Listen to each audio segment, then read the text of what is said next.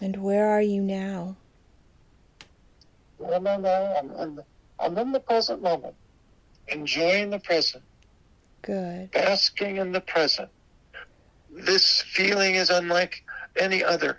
If it's appropriate now, I'd like to share with you an experience that happened to me last week. Yes.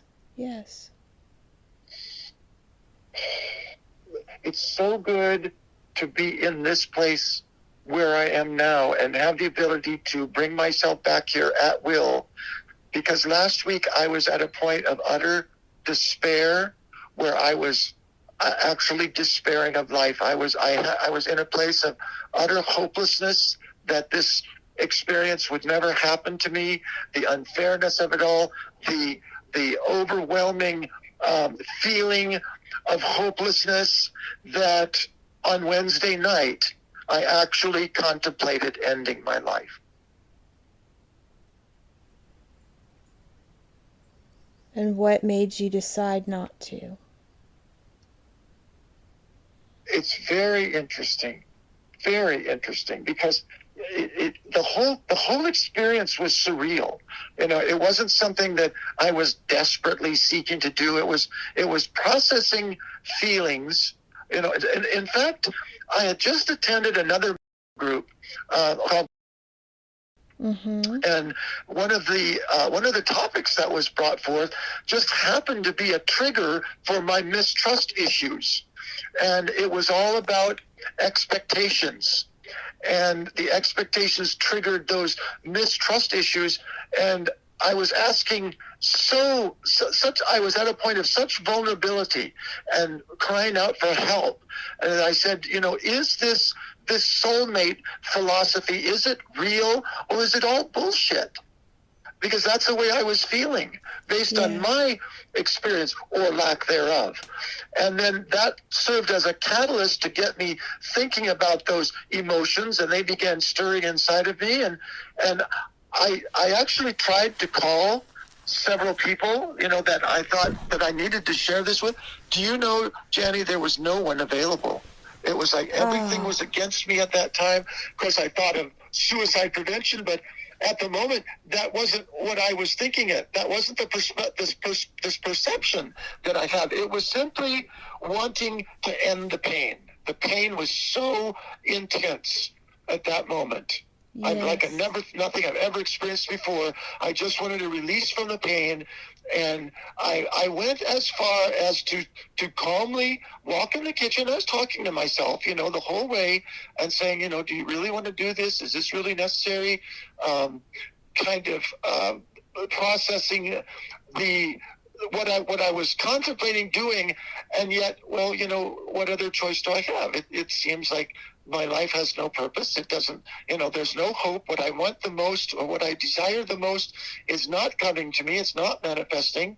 I'm not having that experience. That my longing is just increasing, and I didn't know how much longer I could endure that. So I walked in the kitchen, I looked at the various medications, and finally I found one, and I poured a bunch of pills into my hand, and I think they were painkillers. They're big, enormous blue pills, and I counted them, and there were 25 of them. And then my analytical side kicked in and said, well, how do you know that this is going to be enough to do the job? It sounds funny now, right? But even in that moment, I still had that eternal consciousness, that will to live, even if it was only, the size of a mustard seed.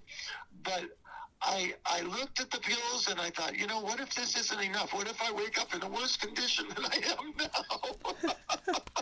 What if I actually live and survive through this? And so, in the midst of all this, it was a ethereal experience. I'm not saying that I heard audible voices or anything, but I heard, I felt the energy, I felt the presence of my mom and dad. My mom just passed away here 3 years ago, a little less than 3 years ago, and my dad has been gone since 2007. But they were both there. It's like they were looking over my shoulder and said, Maxine, honey, you don't need to do this. We love you. We understand. Mm-hmm. And it was at that moment I reached an awakening. It's like, okay, I've been brought to the point, to the precipice, to the very act, having the pills in my hand, ready to do the deed, and yet I chose not to do it. Yes. And this experience today is what was awaiting me on the other side of consciousness, but in this world. Yes. And it has completely transformed my entire life. And I'm seeing a therapist, for these issues, because I'm still processing what happened. And again, it's helping me to work through my trust issues, because it's necessary that I share this with other people, because God knows there are people that have felt exactly the same way. And I need to be there for them and say, I know what you're going through. It's normal for you. It sucks. It hurts like a son of a bitch, but you're going to get through it, because I got through it. Yes. That's exactly right.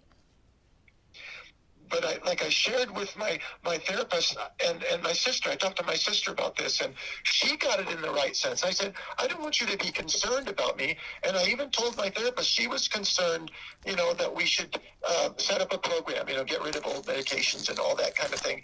And I said, you know what? Honestly, I said, at this point, I feel like the experience served its purpose.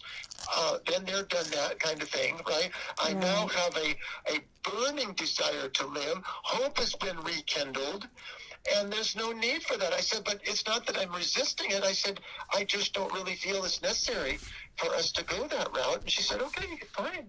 And we're going to see each other once a week, for as long as it takes.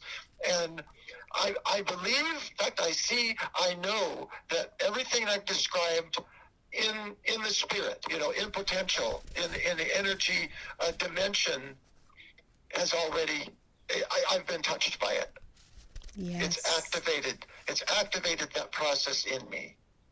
And does that make sense? It does. And you know what? Now that you know it exists and that you can get here anytime you want, you can come back. Yeah. Well, the imagination is, I believe, our greatest gift, and it's all powerful. And honestly, I'm fully conscious now. I'm not in the trance state anymore, but I'm able to remember everything in great detail of what I experienced. And I'm so happy that you were placed in my life to be that catalyst.